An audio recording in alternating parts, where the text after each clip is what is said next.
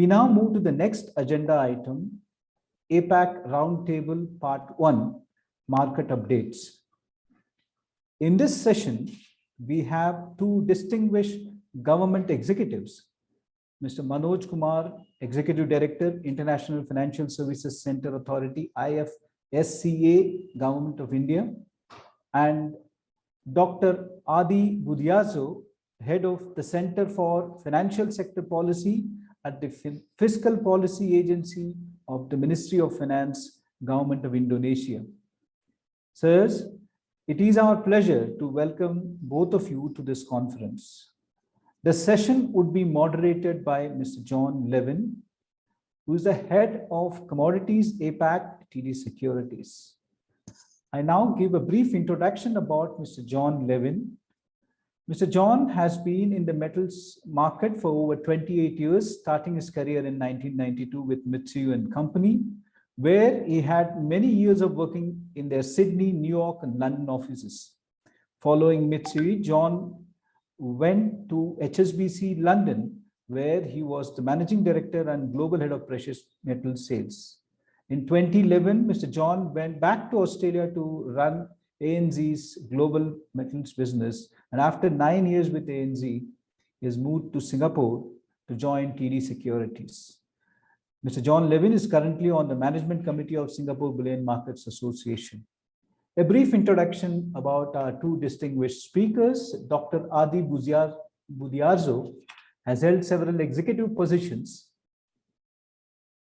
across the functional initiatives at Indonesia Ministry of Finance since 2014. Most recently, he was appointed as the head of the Center for Financial Sector Policy since August 2020, after previously serving as the head of the Center for Climate Change and Multilateral Policy. Prior to joining Fiscal Policy Agency, Dr. Adi Budiazo served as a head of Finance Profession Regulatory Agency from January 2019 until July 2019, and Human Capital Advisor to the Secretary General of Ministry of Finance from November 2018 until January 2019. He has also been on the Working Secretary of Indonesia Planning Team for 2018 International Monetary Fund World Bank Group Annual Meeting in Bali. Dr. Adi Budiazo is the Master of Accounting from Marshall Business School, University of Southern California, Professional Doctorate in Business Administration from University of Canberra, and completed his executive education in climate change and energy policy from Harvard School of Public Policy. A brief introduction about our next speaker, Mr. Manoj Kumar, who is the Executive Director at the International Financial Services Center Authority, IFSCA. Mr. Manoj Kumar joined IFSCA as an Executive Director on deputation from SEBI, which is Securities Exchange Board of India, which is a regulator for capital markets, and has been driving core regulatory initiative focusing on capital markets and precious markets, metals at IFSCA. He is actively involved in enacting a conducive regulatory environment, facilitating ease of operations with specific thrust on developing GIFT IFSC as a thriving destination, particularly for bullion trading, fintech, sustainable finance, investment funds, insurance and reinsurance. Prior to joining IFSCA, he has been associated with Securities Exchange Board of India, a premier autonomous regulatory body for securities markets in India, for more than 24 years. During his stint at SEBI, he was engaged with market regulation, integrated surveillance, market intermediaries, regulation, and supervision. Before moving to IFSCA, he was spearheading critical initiatives of SEBI relating to interoperability, cybersecurity, fintech, and market infrastructure institution through SEBI's Secondary Market Advisory Committee, Technical Advisory Committee, High-Powered Committee on Cybersecurity, and Committee for Financial and Regulatory Technology. He holds a postgraduate degree in science and an MBA. With this introduction of our two distinguished speakers and the moderator, I hand over the session to Mr. John Levin. Good afternoon, everyone, and good morning to those joining from Europe and the United States. My name is John Levin. I work at TD Securities, and it's my great pleasure to moderate this panel with two distinguished speakers. Manoj, we start with you. I've been a visitor to India for, like any Australian, we love India, we love the cricket, we love the culture, and being in the gold market, we love the gold business in India.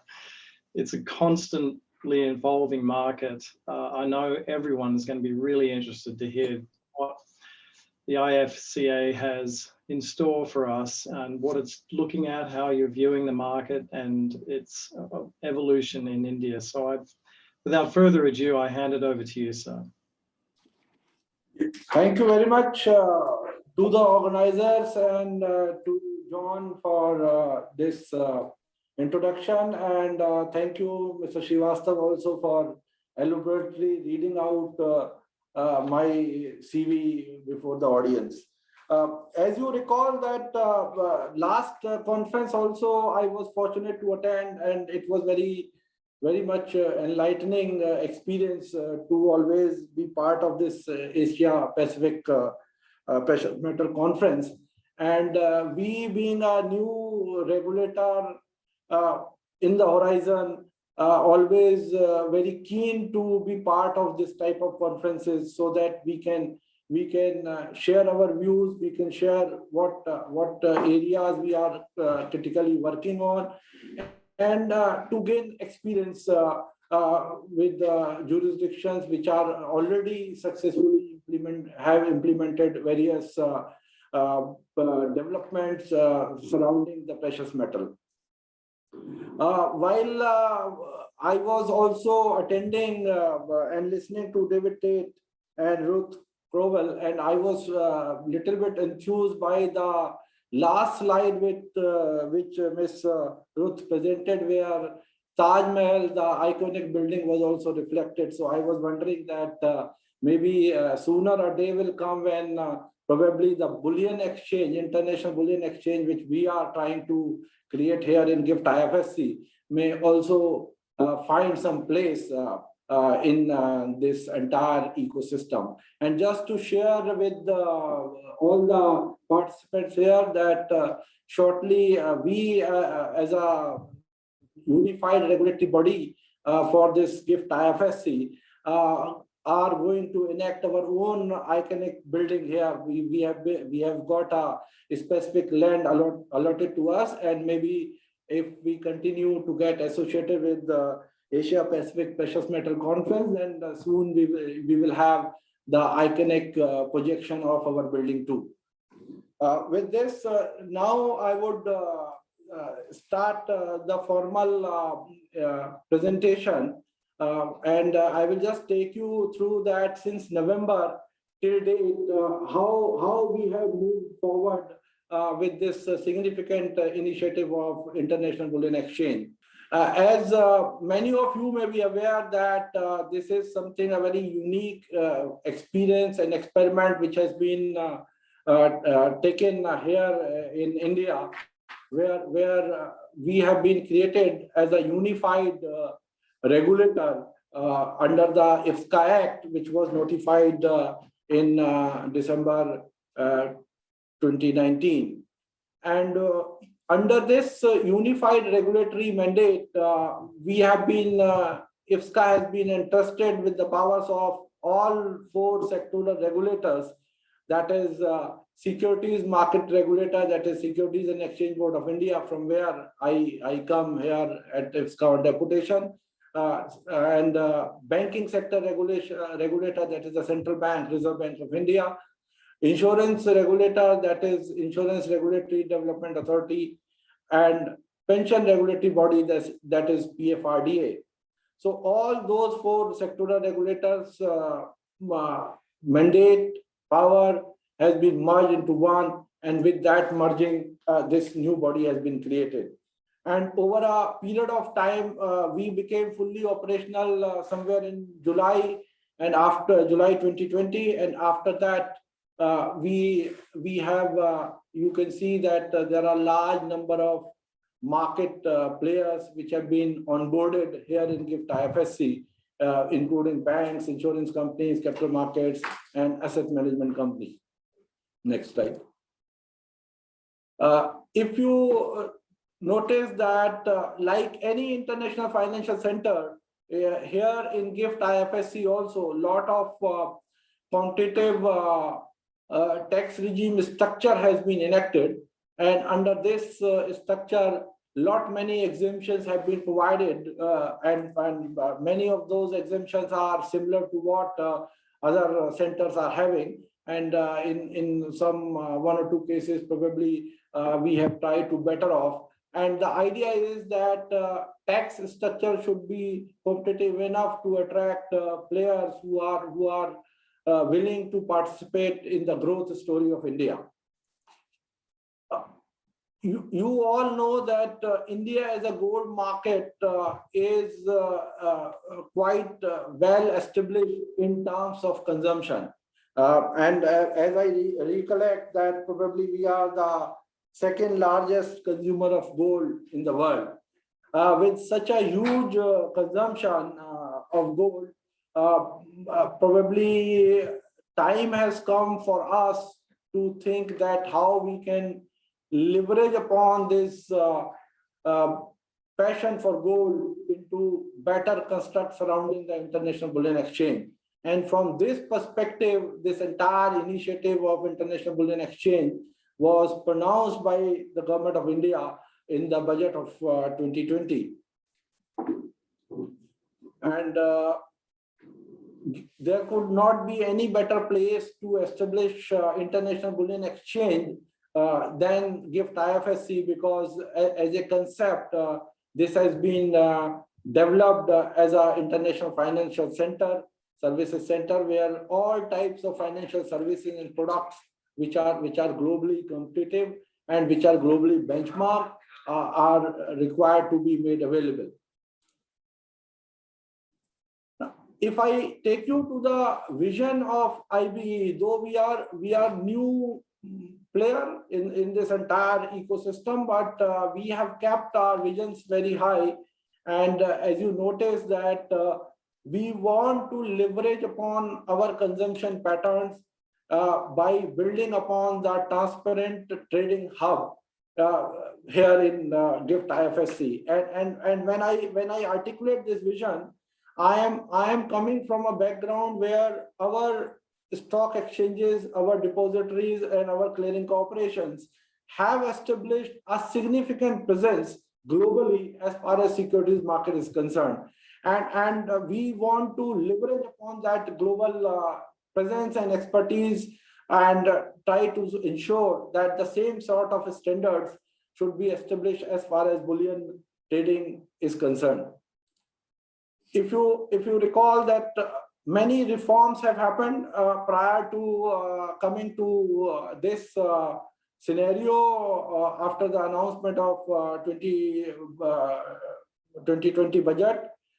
We were in 2014 having a scheme which was popularly known as 80-20, and where there was an export obligation of 20%, and that same has been now abolished. And pursuant to that abolition and IFSCA coming into picture as a unified regulator, GIFT IFSC has been entrusted the task of establishing an international bullion exchange. And in the budget of 21-22, while rationalization of import duty, etc., has also taken place, another significant announcement was made where domestic spot exchange is also being envisaged under the budget provisions. Yeah. If you notice from this matrix that the entire unified structure which we have been entrusted under the IFSCA regulations, the same thought process of unified approach we have carried forward, where we have already onboarded a consortium which is backed by 5 critical players from the domestic market. That is National Stock Exchange, which is probably #1 exchange in terms of derivative trading. Then Bombay Stock Exchange, which is popularly known as BSE, which is the oldest stock exchange of Asia, and MCX, which is a commodity exchange, along with the 2 very, very technologically advanced depositories, that is NSDL and CDSL. With these 5 critical market infrastructure institutions in place, we have onboarded these all 5 players into the consortium, and this consortium approach we are very hopeful that will help us in having a very conducive and constructive creation of international bullion exchange and other related products and systems in GIFT IFSC. And from that perspective, there is a huge opportunities, and one of the opportunities for bullion banks where they can really participate from the beginning into creation of world probably best standards and probably one of the best globally benchmark products, because we aim that in all respect our bouquet of products, our systems in terms of onboarding of trading and clearing members, similarly creating an infrastructure for facilitating refiners and presence of jewelers here in this ecosystem. All this is attuned to match the global standards and benchmarks. And why we are specifically presenting this slide is that we believe firmly that there is a need to have a perfect supplying source, and there can't be any good supplying source except for the refiners. And we are very keen that we should have a very well developed, renowned refining framework and system here, so that globally renowned refineries should also be present here in GIFT IFSC. And towards this, we are trying to benchmark ourselves with LBMA standards, and till time we developed our own Indian standards, because going forward, that is our high-end objective, that not only we become a price setter, because we are naturally a biggest consumer, one of the biggest consumers of gold, so we aim to become a price setter. And at the same point of time, we are very much focused that all best global sourcing standards needs to be adhered to till time we develop our own standards in line with the OECD principles or LBMA accredited principles. Thank you very much.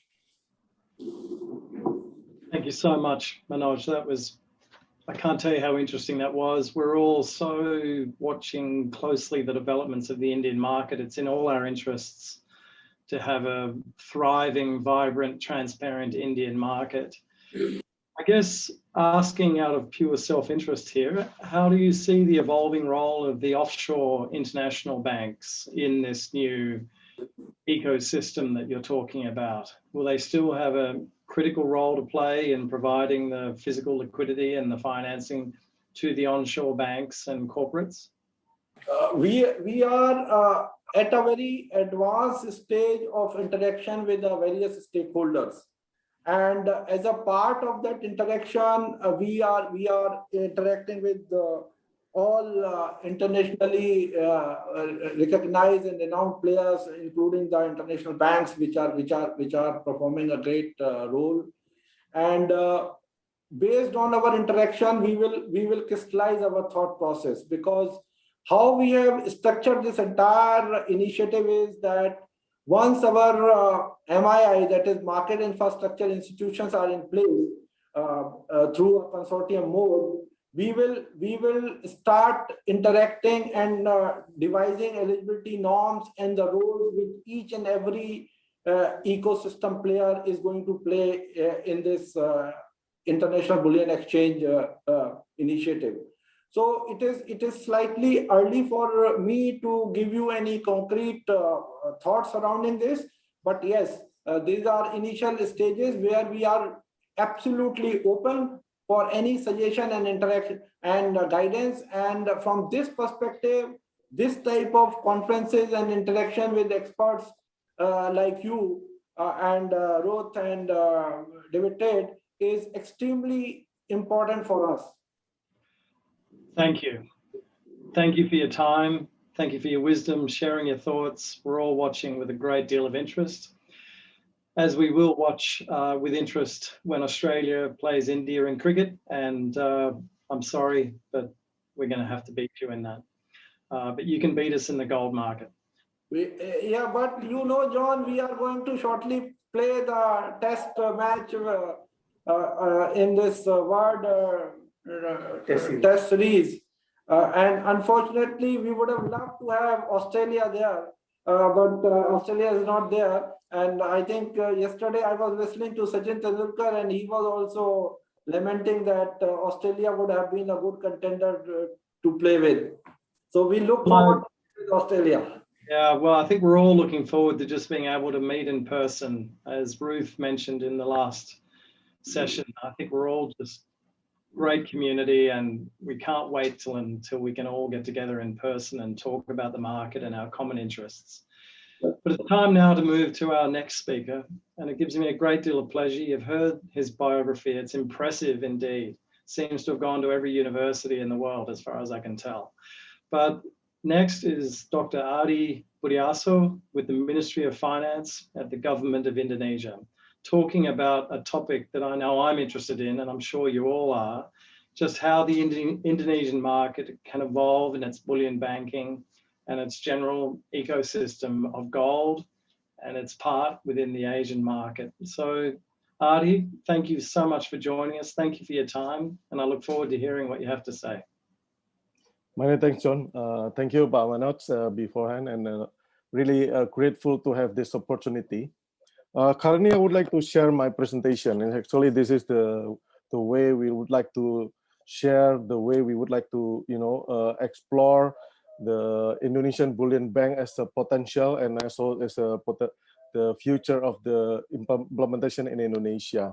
As we are already aware, a bullion bank is an institution that facilitates the purchase, storage, sale of bullion, as well as the offering financial and financing services to its customer. And Indonesia indeed should have a bullion bank due to the potential of Indonesia as the producer, but also in trying to make use of the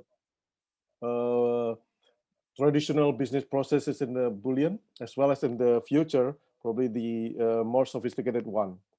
My presentation today is actually comprises almost all of the questions that we already learned together. Thank you for your kind support. And actually, it's about what are the really ingredients or the key elements of the bullion bank, the regulatory framework, the prerequisites, and how the bullion bank actually is part of the option of the implementation for Indonesia, and why bullion bank. And I'll also try to explore about the current research about bullion bank and millennials, as is quite interesting, and how then we try to explore the synergy between Indonesia regulatory framework among Indonesian Central Bank, OJK, Financial Service Authority, and as well as the Ministry of Finance. This is the bullion bank ecosystem. We do hope this will become the improvement of the existing one. To be frank with you, the problem of supplying materials of gold bars in Indonesia and gold jewelry producers is due to currently to the fact that there are different VAT treatment, value-added tax treatment, between gold bars and also the gold granules. And this is regarding to the problem that the government also try to observe and put some more efforts and provisions to improve this effectiveness. So we do hope that later tax on granule and tax on the gold bars can be more streamlined. And we do hope that can be implemented soon. So that means one of the important underlying support for bullion bank operational can be supported and enhanced. The next one is on the prospect of the gold economic value, which is I would like to focus more on the fact that the current research done by Pegadaian is one of the Indonesian practitioners in traditional bullion transaction, which is based on the historical data, confirms that gold investment in Indonesia is dominated mainly by baby boomers. But now we just knew that the large potential is also shown by millennials generation, with the increasing trend of the consumption and investment in bullion since last 5 or so in back years. That means that the most of domestic gold production that currently still we'll try to work on it, the export import associated with it, and how then the Indonesia can still improve the potential market making by the bullion can be also promote in the future. Next, this is what we try to also explore on the business process and the value creation of the establishment of the bullion bank. We noticed that 4 key elements or 4 key factors that need to be enhanced as one of more significant factors as prerequisite for the implementation fully bullion bank in Indonesia. First is of course in the customer focus. We would like to make use of the high potential value for the customers, product flexibility in terms of from traditional into more global or value chain related to the LBMI in the world, and how the risk management that associated with current practices or regulatory framework in Indonesia that we still currently employing the commercial bank. We would like to more looking forward on implementation of the universal bank principles. And of course, the regulatory framework, we now sit together with all of the key stakeholders currently. We work on how the commercial bank or the insurance companies be ready to, if the government will try to impose it as early as possible, something like that. So this is still under the discussion. And for sure, we open for more inputs from the all of the key strategic partners, especially from this seminar as well. Next, if we would like to explore on the business value creation that we try to mainly divide into, at first, we should explore the traditional one, which is the sales and trading and financial services associated with bullion need to be strengthened. But of course, we should also engage with the customer, the sellers, and the regulator, as well as the potential investors, that the mining, refinery, end-to-end key business process that can lead to more contribution to the transaction, as well as to the potential benefit for all key stakeholders are really been encouraged. For sure, the regulatory framework, especially in terms of the role of the FSA and BI. Currently, we noticed that since the Basel III promoted to be strengthened in the and be effective in next year, we do also explore how then the Indonesia can be ready, at least in terms of revising the banking law, the capital market law as necessary, because this year the government has been committed at least to review all back into one package of the bill into the omnibus law in financial sector. So this is one of the, among other key contributional factors that need to be explored as well in trying to support the maximum value creation in welcoming bullion bank in Indonesia. Next, with regard to the option, if we may try to explore how then we can study on the current practice, appreciate what we have done so far.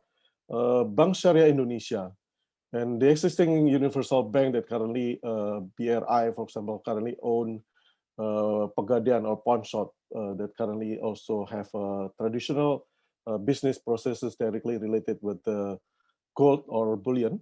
I think that's one among other key factors that now we try to formalize 4 key options, which is first, how if we try to piloting the one of universal bank or 2, something like that, to expand the current commercial bank activities to welcoming the more transaction with regard to the physical and futures, but I don't think futures at the short time probably will be need to be staggered.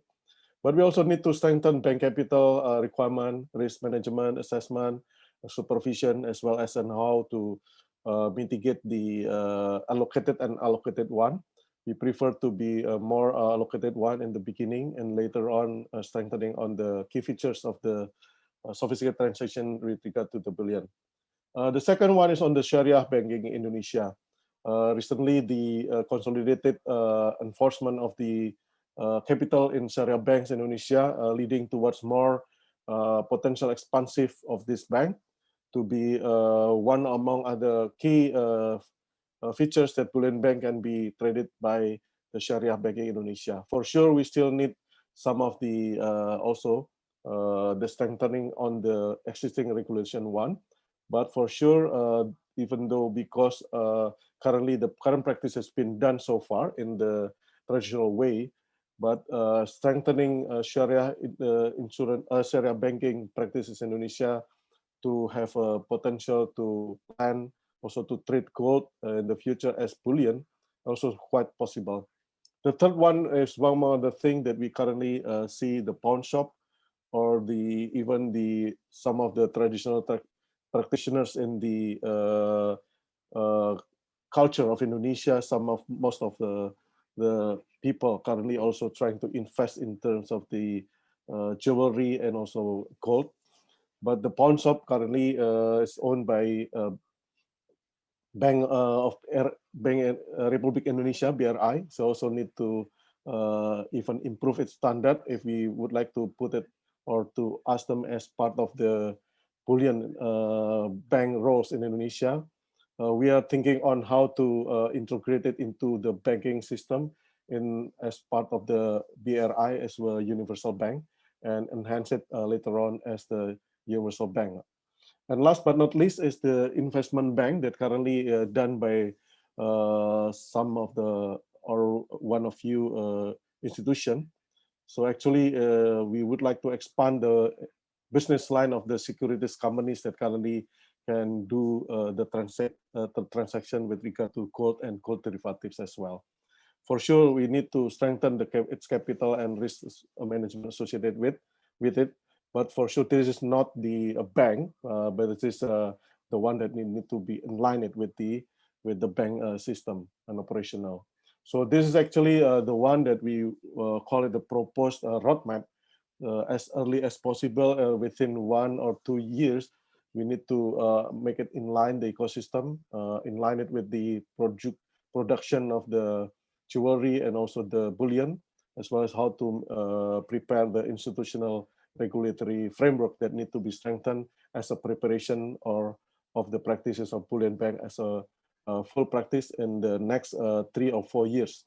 Determination of the governance supporting by the infrastructure, for sure, we need some of the quite investment in this and there, and then we need to capacity building as well, the infrastructure, as well as then we looking forward for the establishment of fully bullion bank by 2024. So this is the one that we currently still thinking, and we need to explore this, make sure that all of the key strategic partners looking back on the potential benefit as well as the future of the bullion banks can be happening in Indonesia as one of the opportunity for us to part of the investment, part of the also the deepening of the financial sector in Indonesia in the future. Thanks a lot, John and all the colleagues. Thank you. Terima kasih.